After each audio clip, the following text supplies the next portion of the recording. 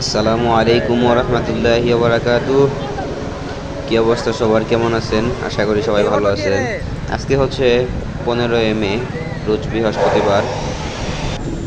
শেরপুরে press club কর্তৃক আয়োজিত জনসমাবেশ আয়োজন করা হয়েছিল। সেই আয়োজনে এরকম সমাবেশ আমি শেরপুরে আগে কখনো দেখি নাই। এখানে প্রায় ৮০-৮৬টির মতো স্কুল, অঙ্গ সংগঠন, যত সংগঠন আছে সবাই যোগদান করেছিলেন।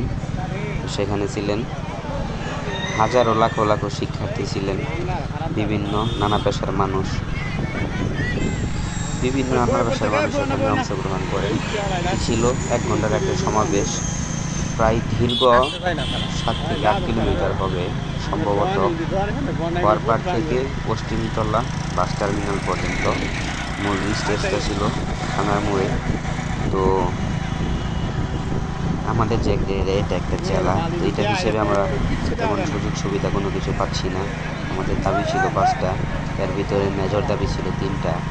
এটা হচ্ছে শেরপুরে রেল লাইন চাই, এটা হচ্ছে মেডিকেল কলেজ হাসপাতাল, এটা হচ্ছে বিশ্ববিদ্যালয়। তো আমরা যদি কোথাও গিয়ে বলি যে বাড়ি শেরপুর, লোকে জিজ্ঞাসা করে কোন শেরপুর, অন্য জেলার নাম দিয়ে আমাদেরকে পরিচিতি নিতে হয়। তো বলা হয় জামালপুর শেরপুর, শেরপুর। আমাদের এখানে অনেক কিছুই এরকম একটু ভালোবাসার ঘাটতি আছে। সেগুলো আগের যারা নেতাকর্মী ছিল তারা কখনো এগুলো নিয়ে কথা বলে নাই। তারা কথা না বলার কারণে আমরা এগুলো কখনো পাইও নাই। পরবর্তী এখন শেরপুর প্রেস ক্লাব আয়োজিত আন্দোলনে ডাক দিছে, সেখানে নানা পেশার মানুষ অংশগ্রহণ করেছিল। সেটারই কিছু চিত্র আপনাদেরকে দেখানোর চেষ্টা করছিলাম। তার ভিতরে আবার ছিটাফোঁটা বৃষ্টি ছিল, ক্যামেরার রেজলিউশন মোটামুটি ভালো পাইনি।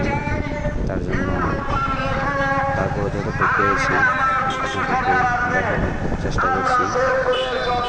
পুরা জনসমুদ্র বললে আগে এরকম সমাবেশ আমি কখনো পেলাম ইতিহাস সাক্ষী।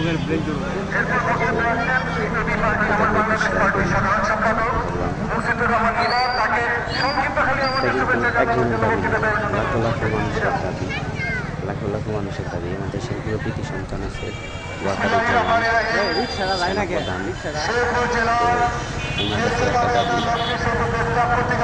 চাইলে দিকটা অনেকটাই দেখতে পারেন।